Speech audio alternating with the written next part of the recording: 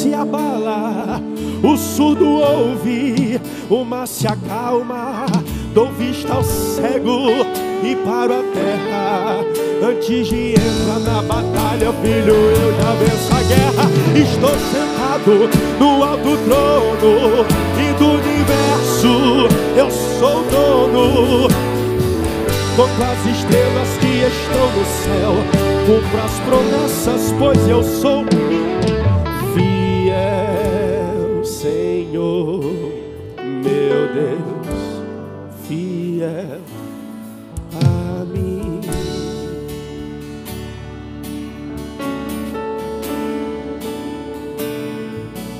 Fiel, Senhor, meu Deus.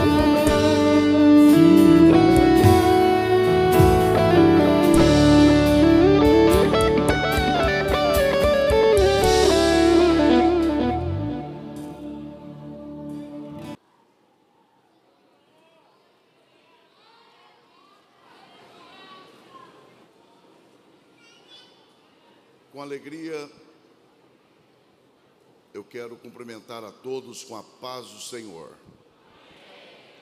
Antes que eu leia o texto sagrado e com alegria passe a compartilhar o que Deus tem colocado no meu coração para o final desta manhã, eu quero que cada um de vocês saiba de minha alegria e também de minha gratidão a Deus pelo privilégio que Ele, por sua graça, me concede de retornar a esta querida e abençoada cidade e nesta ocasião para cooperar com este importante trabalho com a juventude do estado do Piauí. Quero manifestar também a minha gratidão a Deus pela vida da convenção deste estado, pela realização desse trabalho. Agradecer ao pastor Ricardo, junto de sua equipe de trabalho, pelo honroso convite.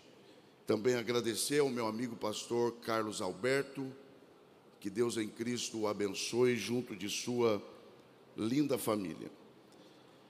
Também honrar a Deus pela vida do meu amigo pastor Eliseu Rodrigues. Revê-lo é sempre uma grande alegria e a certeza de um tempo de crescimento. Quem aqui, eu preciso fazer esta pergunta, mas tenham a certeza de que não é meu propósito lhes cansar, mas eu preciso perguntar isso a vocês. Quem aqui de verdade quer continuar ouvindo Deus falar, diga amém. Considerando que eu tenho duas oportunidades para me dirigir a vocês, eu pedi a Deus uma direção a respeito do que ministrar hoje pela manhã e hoje à noite. Considerando aquilo que nós já ouvimos da parte de Deus através do pastor Eliseu, e aproveitando que nós temos aqui um grupo majoritariamente composto de jovens, eu quero seguir a direção que Deus tem me dado e lhes trazer uma palavra de, no máximo, eu prometo, no máximo, de 30 a 35 minutos a respeito do tempo que nós vivemos. Escuta uma coisa, jovens. Quem me ouve aqui, diga amém. Não adianta nós observarmos apenas os efeitos de algo. É preciso conhecermos a causa, porque trabalhar os efeitos pode até trazer uma sensação de que o problema foi solucionado, mas dali a pouco ele volta, porque você não resolve o problema da causa. Então, quase tudo do que acontece nos dias atuais é fruto de um movimento cultural, social e, claro, tendo origem principal no reino espiritual.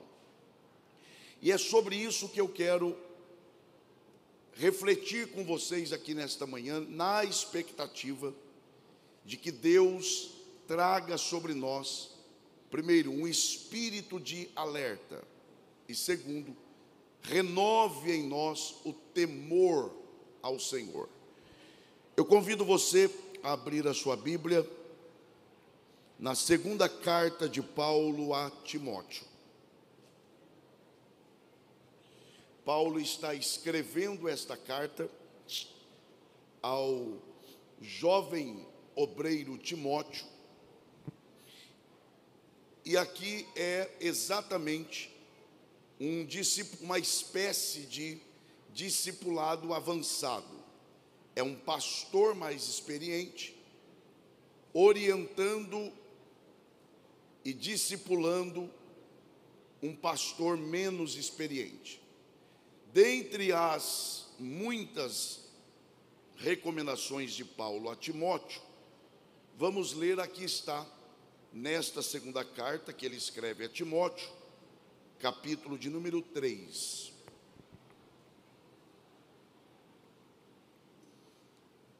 Quando você encontrar o capítulo 3, se puder me ajudar um pouquinho no retorno aqui, e eu prometo não falar mais a respeito do som. Muito obrigado. Quando você encontrar o capítulo 3 da segunda carta de Paulo a Timóteo, identifique aí, por favor, o versículo de número 1, pois leremos a partir dele e encerraremos a leitura no verso de número 7. Os que encontraram segunda carta de Paulo a Timóteo, capítulo 3, a partir do verso 1, por favor, se manifestem dizendo glória a Deus. A palavra do Senhor diz assim, jovens: sabe, porém, isto, que nos últimos dias sobrevirão tempos trabalhosos, porque haverá homens amantes de si mesmos, avarentos, presunçosos, soberbos, blasfemos, desobedientes a pais e mães, ingratos, profanos, sem afeto natural, irreconciliáveis, caluniadores, incontinentes, cruéis, sem amor para com os bons, traidores, obstinados, orgulhosos, mais amigos dos deleites do que amigos de Deus, tendo aparência de piedade, mas negando a eficácia dela. Destes, afasta-te, porque deste número são os que se introduzem pelas casas e levam cativas mulheres nécias carregadas de pecados, levadas de várias concupiscências, que aprendem sempre e nunca podem chegar ao conhecimento da verdade. E só os que podem digam amém. Eu já devo fazer uma justificativa de que agora pela manhã não é o meu propósito fazer aquilo que é chamado de uma exegese ou uma interpretação aprofundada do texto. Eu tomo esse texto, jovens, apenas como uma base para refletirmos um pouco a respeito do tempo em que nós estamos, ou no qual nós estamos inseridos. Jamais, escutem isso, jamais, por mais que recebamos orientações, advertências, por mais que sejamos alertados, se nós não conhecermos o que rege o tempo em que nós estamos inseridos, em algum momento nós seremos vencidos pelas marcas deste tempo. Por isso, nestes minutos que nós temos juntos aqui pela manhã, a proposta aqui é de nós refletirmos sobre a realidade do nosso tempo. Que tempo é este? Qual é o termo utilizado para definir os dias em que nós somos desafiados a sermos cristãos fiéis e, lembrem-se, relevantes? Porque este é o grande desafio. Como ser fiel a Deus e relevante na sociedade? Como eu posso ser útil às pessoas sem deixar de ser fiel a Deus? Como eu posso influenciar a minha geração, dialogar com a minha geração dentro da realidade a que ela está inserida, sem que eu fira os princípios da palavra de Deus? Eis aí, para você que está atento, eis aí a razão pela qual nós precisamos conhecer o nosso tempo. Então, que tempo é este? Qual é o termo que se usa para caracterizar, definir, resumir o nosso tempo? O termo não é outro senão o fato de que nós vivemos em um tempo chamado pós-moderno. Diga bem forte: eu vivo em um tempo pós-moderno. Agora, se nós queremos conhecer o que é pós-modernidade, então o que é pós-modernidade? É possível que hajam aqui jovens que já conheçam sobre isso.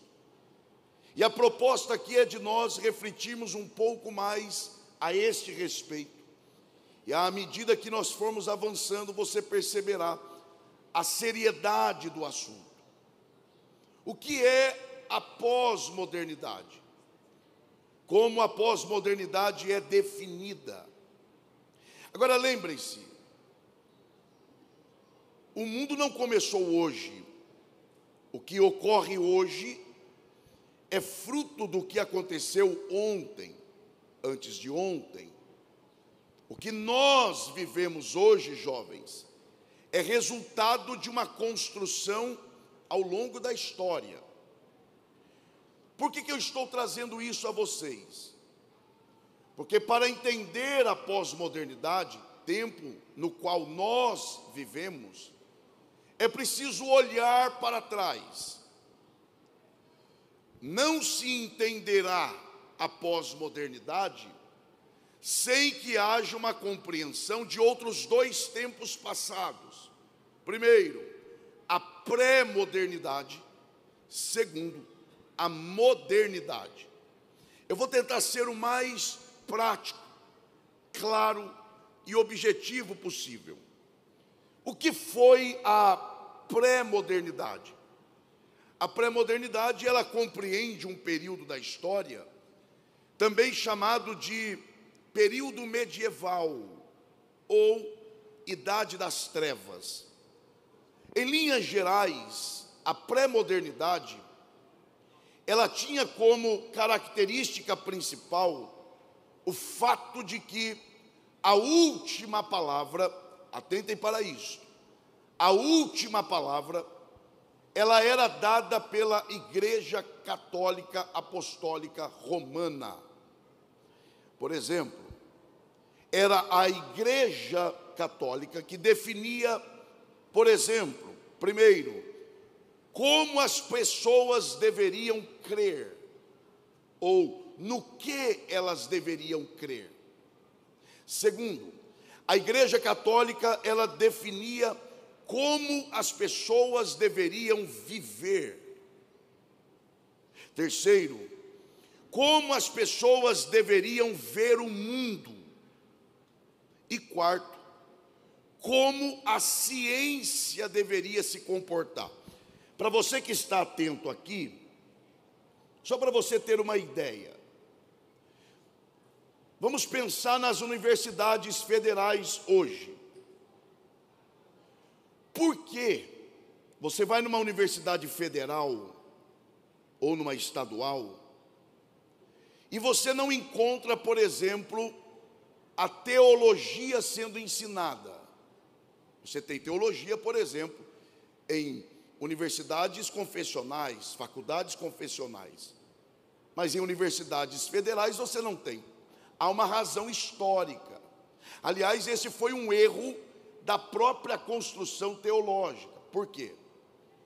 Aí é uma outra questão. Porque, na verdade, na época da pré-modernidade, a teologia, ela era considerada a rainha das ciências. Ou seja, todas as demais áreas do conhecimento eram determinadas a partir da teologia. É aí, quem me ouve aqui, diga amém. Nós vamos chegar lá. É aí que você encontra aquele episódio de Galileu Galilei, em que ele tem a descoberta de que não é o Sol que gira em torno da Terra, é a Terra que gira em torno do Sol. Ele foi condenado, porque ele contrariou o que a teologia, segundo a Igreja Católica, determinava. Então a Igreja Católica, neste período, ela determina primeiro a crença, o comportamento, a visão de mundo e a ciência para as pessoas. A última palavra na pré-modernidade era da Igreja Católica, ou seja, era da fé. A fé, de acordo com a Igreja Católica, determinava a última palavra. Para você que continua atento aqui, você depois tem um outro movimento social e cultural, que é o período chamado período moderno, ou a modernidade, que aí também passa a ser chamado de período do iluminismo. E percebam, os jovens, prestem atenção nisso aqui, percebam, por que o período anterior é chamado de Idade das Trevas? Porque agora o período moderno é chamado de iluminismo. Os seus defensores dizem o seguinte: os que vieram antes de nós viveram na escuridão, porque agora quem tem conhecimento real das coisas somos nós. Então este é o período moderno. No período moderno, existe uma nova forma de se ver o mundo, de se crer, de se comportar. Por quê? Porque se no período anterior a última palavra era da fé pela igreja, jovens, prestem atenção nisso. Vou repetir isso aqui. Se no período anterior a última palavra era da fé, de acordo com a orientação da igreja, do Estado da época, na modernidade, a última palavra passa a ser da ciência, a razão. Acompanhe isso aqui, a razão. A fé é renegada. Só para você ter uma ideia, a você que está atento, só para você ter uma ideia, uma das marcas da modernidade, os jovens, uma das marcas da modernidade foi o naturalismo. O que é o naturalismo? Isso aqui é importante, daqui a pouco você vai entender por quê. O naturalismo, ele nada mais foi do que o negar qualquer manifestação fora do natural. Nada existe além do que se vê.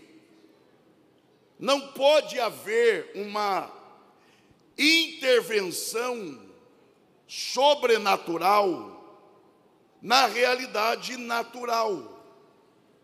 Então, para você que está atento aqui, na modernidade, a última palavra é da razão, por meio de quem? Do homem.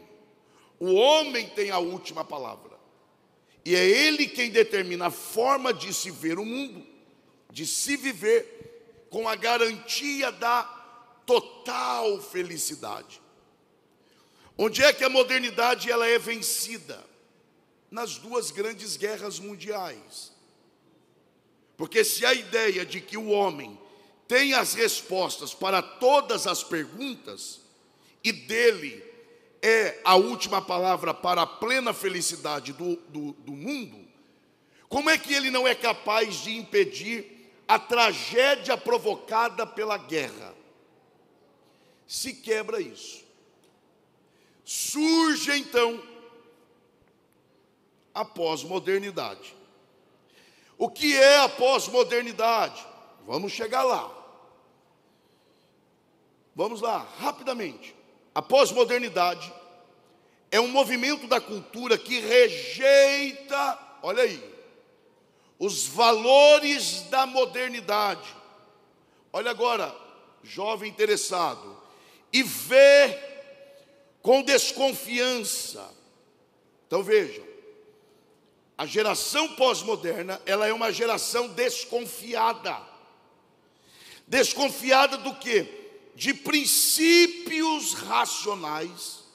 Olha agora, supostamente universais, único, padronizado. Agora, o que é que a pós-modernidade então valoriza? O mundo pós-moderno desvaloriza a lógica e o sentido das coisas e supervaloriza o que foge à regra. Então, já vai aqui um alerta. Olhe para cá, olhe para cá. Essa tendência a querer o que foge ao padrão. Já viu aquele discurso de pessoas assim? Não, eu vivo da forma que eu quiser. E se isso foge ao seu padrão, você tem que me respeitar, porque eu não sou influenciado por ninguém. É exatamente o contrário. Quando você diz que não quer viver de acordo com um padrão pré-estabelecido, não é que você não está sendo influenciado por alguém. Obrigado. É o contrário. Você está sendo influenciado pelo espírito desse tempo. Porque o espírito desse tempo, ele conduz as pessoas a rejeitarem o que é padrão e a viver de forma fora da regra. Quanto mais extravagante, melhor. Então a pós-modernidade desvaloriza o padrão e supervaloriza o que foge à regra. Vamos ampliar um pouco a nossa compreensão aqui. E de que forma isso é possível? Eu vou trazer aqui 3 pensadores que construíram o pensamento pós-moderno. E se você está na universidade, você vai conhecer alguns deles, se não todos. O primeiro, que é o principal e o mais antigo, Friedrich Nietzsche. Gente, não adianta. Não, mas e o poder de Deus? Então, o poder de Deus está aqui. A questão é como é que você enfrenta com o poder de Deus os problemas dentro da universidade. Como é que você resiste às ideologias atuais sem conhecer o que gerou essas ideologias. Feminismo, tá, vamos combater o feminismo, ok, mas qual é a origem dele? Vamos combater a ideologia de gênero. Tá, mas de onde vem esse problema? Um dos pais de tudo isso que ocorre hoje é Friedrich Nietzsche. E eu vou tentar ser aqui o mais prático possível. É dele aquela frase, a morte de Deus. Aí o crente fala, o sangue de Jesus tem poder, Deus não morre. Mas então, a ideia da morte de Deus em Nietzsche não é a morte definitiva de morrer, não. Preste atenção, é a desconstrução do Deus da religião. Porque o que ele diz, eu já vou adiantar aqui por causa do tempo. O que ele diz? Ele diz que é possível, preste atenção nisso. Ele diz que é possível que se tenha relação com Deus fora da religião. Por quê? Lembram-se que a modernidade nega o sobrenatural? A pós-modernidade é o contrário. Ela exalta o sobrenatural, mas condena a religião. Vou trazer para a prática. Por exemplo, quando você encontra um artista global que vive uma vida promíscua e que posta lá, saindo com fulano, com o jogador tal, e no outro dia posta que naquela mesma madrugada ela pegou o violão, cantou uma canção evangélica e falou em línguas.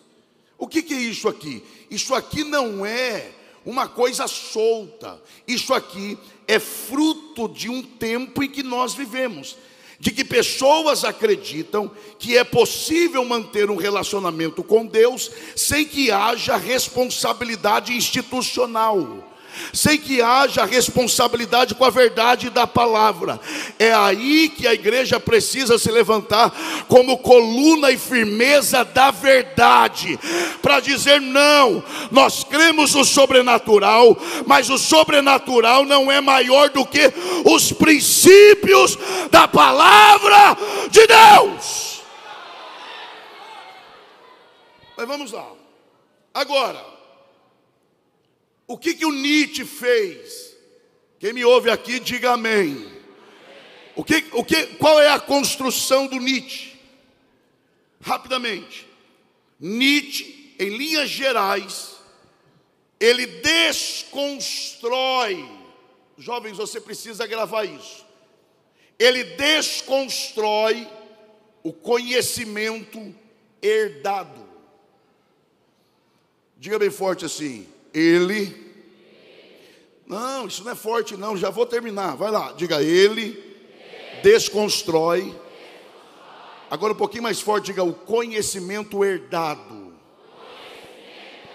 O que é o conhecimento herdado? É aquilo que você recebe de informação e de aprendizado de seus pais. Não tem cadeira aí, tá, não tem problema.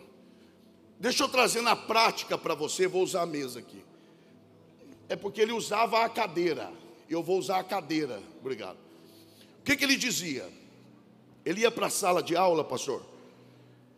Ele chegava para os alunos, preste atenção aqui, jovens, atentem para isso. Ele ia para a sala de aula, pegava uma cadeira e perguntava para os alunos assim: o que é isso aqui? O que você responderia? Você não sabe o que é isso aqui. Vamos de novo. Sopra aí, ajuda aí o que está do lado. Vai lá. Se ele perguntasse para você o que é isso aqui, o que você diria? Uma cadeira. Ele olharia para você e diria assim: quem te falou que isso é uma cadeira? Geralmente os alunos diziam assim: meus pais.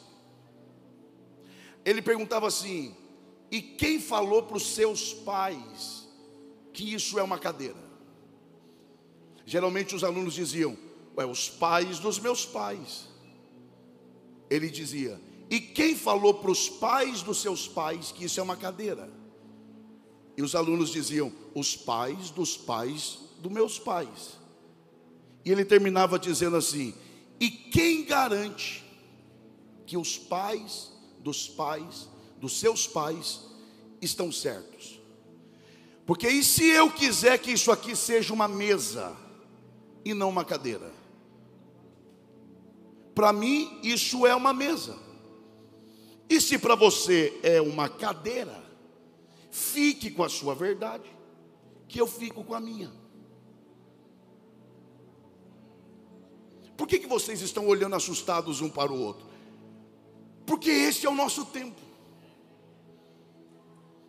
Quem garante que os seus pais estão certos? Porque aí vem o pastor Eliseu Rodrigues, e com essa paixão que ele tem pela juventude cristã do Brasil, ele diz: ouçam os seus pais. É verdade. Mas a universidade está dizendo: quem garante que os seus pais estão com a verdade?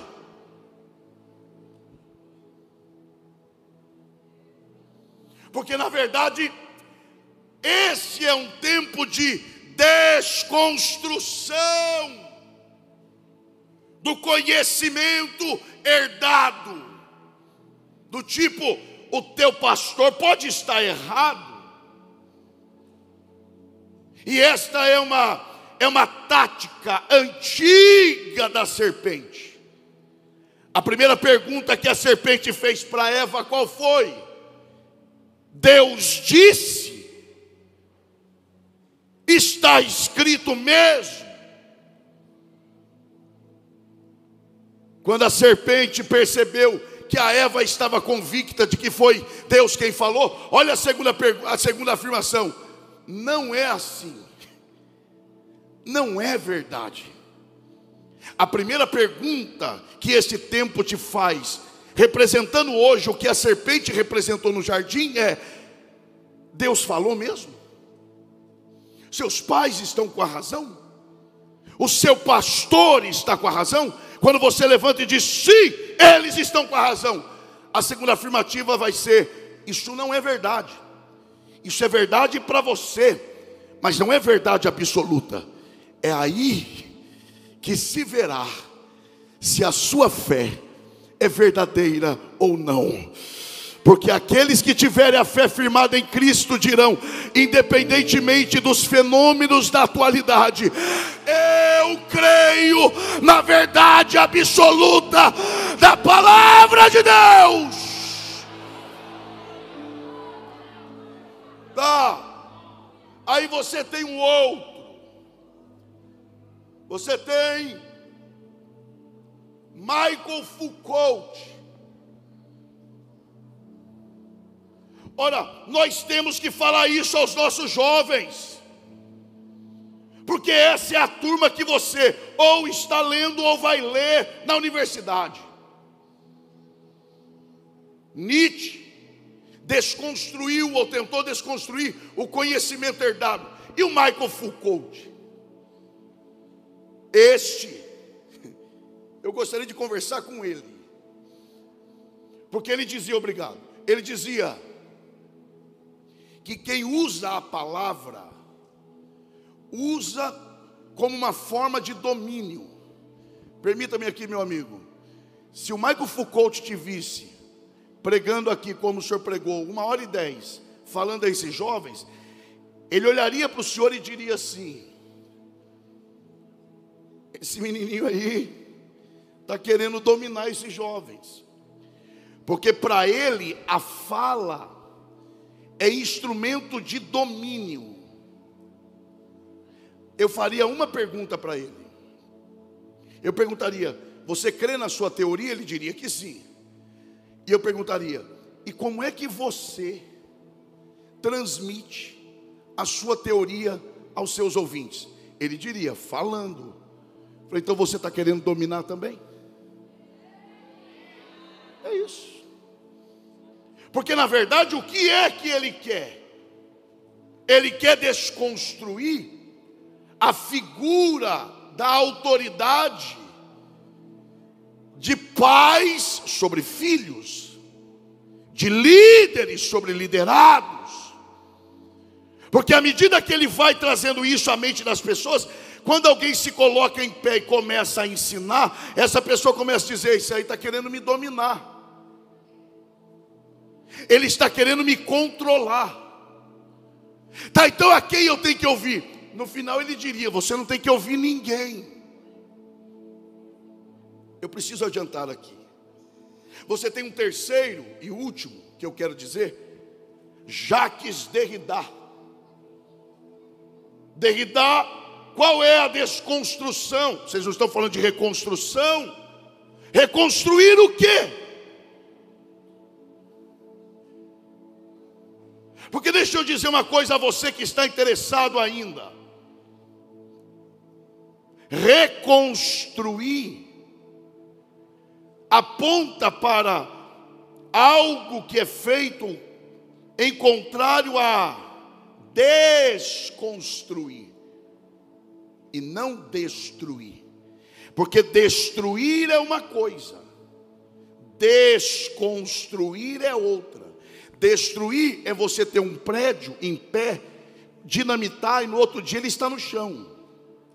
Desconstruir não, é um tijolo de cada vez sem que se perceba. É o que o diabo está fazendo com essas ideologias na pós-modernidade. Ele tira o peso de autoridade dos pais, ele tira o peso de autoridade do pastor, ele tira o peso de autoridade do professor.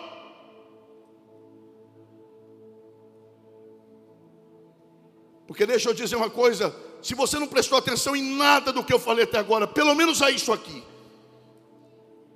Porque se na pré-modernidade a última palavra foi da igreja, na modernidade a última palavra foi da ciência e da razão, na pós-modernidade a última palavra é de quem? De todo mundo. Já ouviu falar do lugar de fala? Eu tenho lugar de fala. Ah, tem. Olhe para cá, gente. Você tem dúvida de que esse é o tempo que nós vivemos, em que todo mundo tem direito a falar? Vá para a internet. A pessoa escreve você com 2 S's, mas é filósofo. Escreve feliz com X, mas é filósofo, teólogo.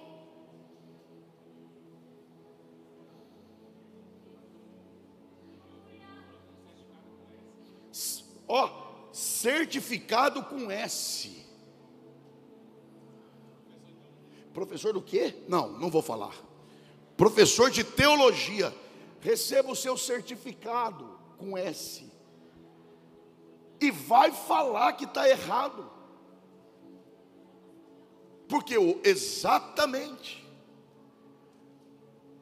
Porque hoje todo mundo fala. Todo mundo tem direito a opinar. Isso é tão verdade que tem alguém pensando aqui: ué, e não tem não? Tem, desde que tem autoridade para falar no assunto. Eu sei que é ruim, mas é o que tem para agora, tá? Então, primeiro, se desconstrói o conhecimento herdado, o que você aprendeu daqueles que te ensinaram.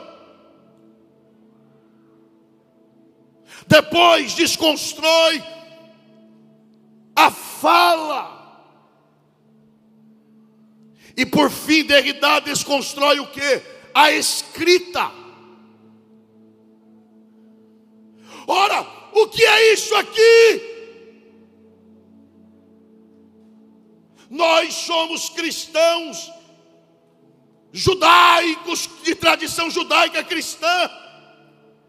Como é que Israel perdurou ao longo da história os seus ensinos, senão o pai ensinando o filho?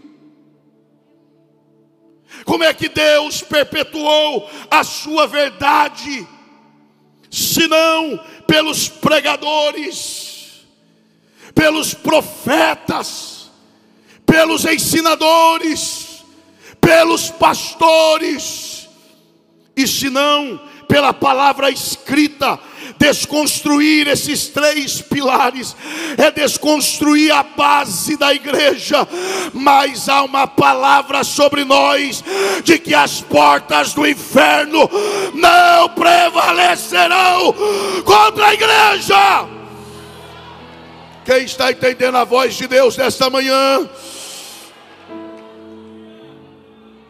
Onde está a mão que você levanta para adorar ao Senhor? Com respeito, é claro. Toque o ombro da pessoa que está perto de você e diga para essa pessoa, valorize o que você aprendeu com os seus pais. Diga, valorize o que você aprende com o seu pastor. Diga, valorize o que está escrito na palavra de Deus. Porque 1000 cairão ao teu lado, 10.000 à tua direita, mas se você estiver firmado em tudo isso, você não será atingido.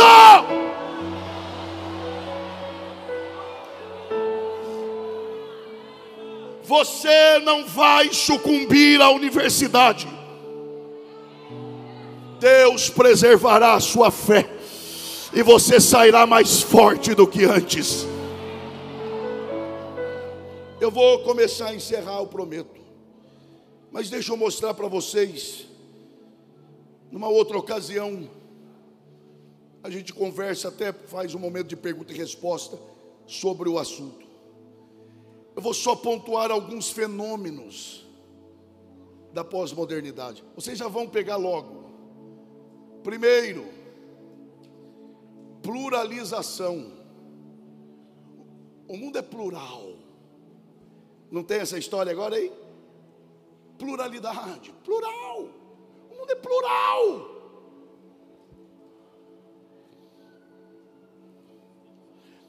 Olha, eu não assisto não, tá? Eu não estou tendo tempo para quase nada, ainda mais para assistir Malhação.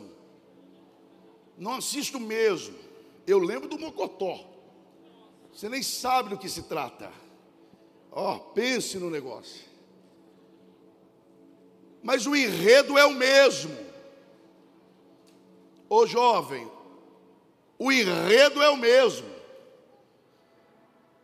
Uma adolescente, rebelde, com cabelo mais extravagante que qualquer outra, com roupa extravagante, fora do padrão, geralmente de uma família destruída, os pais divorciados. E lá pelas tantas da trama, ela foge de casa. É tudo igual. E sabe qual é o prêmio dela no final? Ficar com o garoto considerado o mais bonito da turma. Qual é a ideia? Vale a pena fugir do padrão, ser rebelde, fugir de casa, porque no final você será premiado. Pluralização. O cabelo, quanto mais fora do padrão, melhor. Roupa, quanto mais fora. E aí eu não estou entrando no mérito da questão do que usar, para que usar, quando usar. Porque antigamente era o quê? Saia. Depois mini saia. Depois micro saia. E agora, para que saia? Então isso aí é com o pastor da igreja. Eu estou falando de extravagância. Ô minha irmã, deixa eu falar uma coisa aqui, na boa. Esse negócio que coloca no olho, como é que chama? Todo mundo vê que não é seu. Todo mundo sabe, eu não consigo entender. um negócio, parece vassoura, meu irmão. Todo mundo olha e fala, não é dela, não é. Pare, você não precisa disso. Pare, todo mundo sabe que você não tem esse pelo todo no olho. Não olhe para o lado não, senão vão desconfiar de você, meu irmão.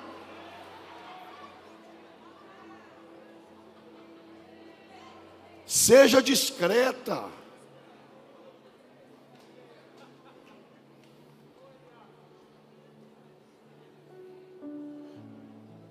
A questão, olhe para cá, olhe para cá. A questão, por exemplo, a gente vem para o culto, a gente vem para se apresentar para quem? Para Deus. Nós não podemos perder isso de vista. Aí diz assim, não, eu visto essa roupa, não é para ninguém, é para mim. Fica se olhando no espelho em casa, se é para você. Pluralização, ou seja, aquilo que foge do padrão. Outro fenômeno, rapidamente, secularização. Privatização. O que é a privatização? Privatização é, você não tem direito de opinar na forma com que eu tenho que viver. Viva a sua vida que eu vivo a minha. Porque aí já entra o outro fenômeno, a relativização. É verdade para você, mas não é para mim. Isso é verdade na igreja, não é verdade aqui. Você tem um outro fenômeno, o hedonismo. A busca desenfreada pelo prazer. Acha que servir a Deus é fazer de Deus fonte de prazer humano. O culto não foi bom por quê? Porque eu não senti nada de bom. Dá para imaginar Paulo sendo decapitado e dizendo, estou sentindo uma coisa tão boa aqui. Sabe, é um conceito errado do que é servir a Deus. Porque deixa eu tentar mostrar, é rápido, eu prometo, rápido. O que de fato é ser cristão. Diga bem forte assim, ser cristão. Não, gente, vai lá, diga, ser cristão. É ser o que eu nasci para ser. Tá, e o que é que o homem nasceu para ser? Alguém vai correr e vai dizer assim, eu nasci para adorar. Não. Porque se você disser que você nasceu para adorar e que Deus fez o homem para adoração, é reconhecer que Deus é um ser carente. Já tem adoração no céu, ainda faz o homem para adorar. Que Deus é esse, carente de atenção? Ué, tem gente que acha que se não adorar na igreja Deus fica triste. Tem gente que sai dizendo, hoje Deus deve estar triste, hein? Não vai nem dormir direito hoje. Por que não? Porque o povo não adorou como era para adorar. Você acha mesmo que a sua falta de adoração altera o humor de Deus? Porque se você adora, Ele é o que é. Se não adora, não altera nada. Ele continua sendo quem Ele sempre foi. Tá, então para quê? Deixa eu explicar. Adoração não é o propósito de vida. Adoração é uma reação natural de uma visão correta que se tem de Deus. Quando eu sei quem Deus é de fato, a minha reação natural vai ser o quê? Me prostrar e ficar ali adorando. Tá, então para que eu nasci? É só pegar a ordem dos fatos na criação. Deus vai criando. Haja, ouve. Haja, ouve. Haja. E o homem não existe. O homem não existe e Deus já está trabalhando. Percebem? Que Deus não depende de nós para fazer nada. Aliás, eu vou dizer mais. Foi o homem existir e estragou o que Deus fez. Quando Deus termina de fazer tudo, no sexto dia Ele faz o homem. E o sexto dia vem antes de qual dia? Do sétimo. E o que Deus fez no sétimo dia? Descansou. Para que Deus fez o homem? Para descansar com ele. Não vai entregar um emprego amanhã, né? Não, veio um pregador lá de São Paulo e falou que eu nasci para descansar. Tem uns que estão dizendo, está vendo? Esse é o meu chamado. Por isso que eu só descanso. Tem uns que descansam à tarde para conseguir dormir bem à noite. Ele falou, não, eu tenho que descansar à tarde umas 3 horas, porque senão eu não consigo dormir à noite. Olhe para cá. Que descanso é esse? Esse não é o descanso de alguém que está cansado. Porque primeiro, o homem não tinha feito nada, então não está cansado. E Deus não se cansa e não se fatiga, diz o profeta Isaías. Então que descanso é esse? É o descanso semelhante a de um artista que pintou um quadro tão perfeito e não se contenta em admirar sozinho. Ele liga para o melhor amigo e diz, corra aqui em casa para você admirar comigo a obra que eu acabei de fazer. Descansar ali é deleitar-se em Deus. O homem foi criado para deleitar-se em Deus, satisfazer-se em Deus, se agradar da vontade de Deus. Diga bem forte, eu nasci para ter prazer na vontade de Deus. Eu vou encerrar.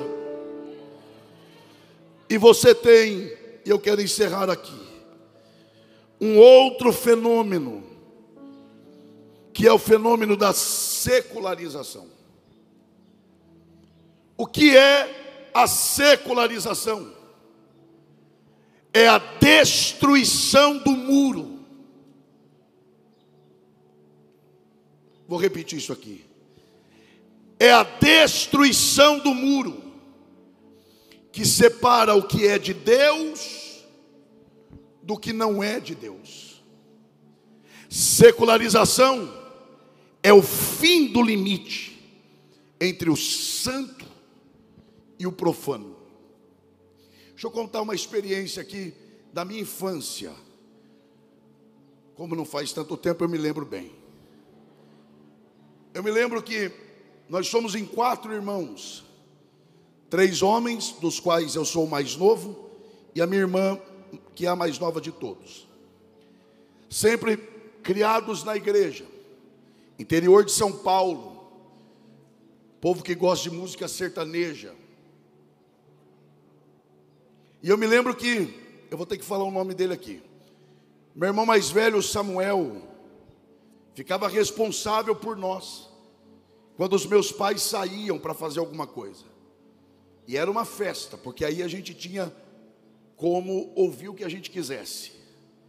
Era eles saírem, a gente ia no rádio, 3 em 1, vocês não sabem o que é isso também, 3 em 1, e mudava a frequência para música sertaneja. E ficava lá ouvindo. E sempre a gente revezava para ficar na janela para ver se o papai e a mamãe vinham. Quando a Kombi do meu pai aparecia, gritava, papai está chegando. A gente ia lá e desligava o som. Só que esquecia de mudar a frequência. Quando meu pai chegava, vou ouvir a rádio Marumbi, rádio evangélica, onde estava. Quando ele ligava, estava lá Leandro e Leonardo cantando. Pronto, meu irmão, já sabe o que deu. Quem fez isso? Agora, bonito era ver, ninguém entregava ninguém. Se é para apanhar, vamos apanhar juntos. E apanhava mesmo, porque naquela época podia bater e não dava cadeia. Apanhava, para quê? Para saber que há diferença, há separação entre o que é de Deus e o que não é de Deus. É preciso que a igreja reconstrua o muro que separa o que é santo do que é profano, o que é de Deus e o que não é de Deus. Quem deseja isto, se coloque em pé, adorando ao Senhor.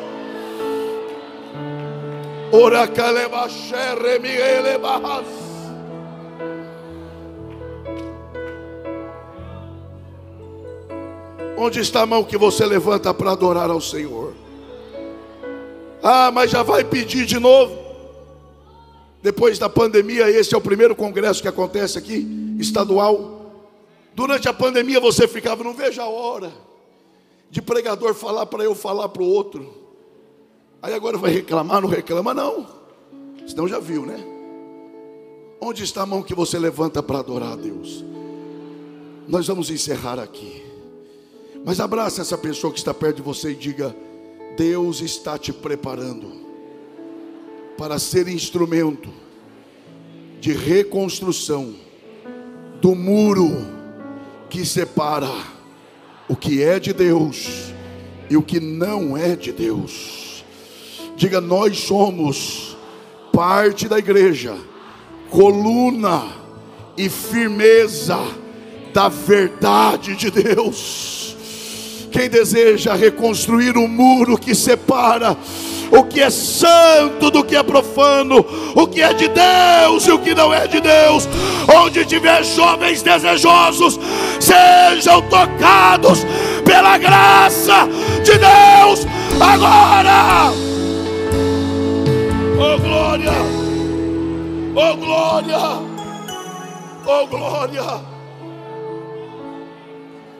Ore Miquelema, o Echorre Miquel elevas. Se você é batizado com o Espírito Santo, o Senhor te renova aí agora.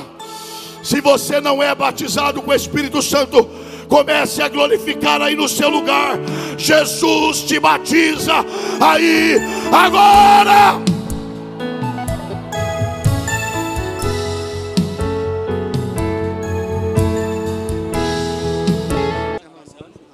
Meus queridos, a paz do Senhor.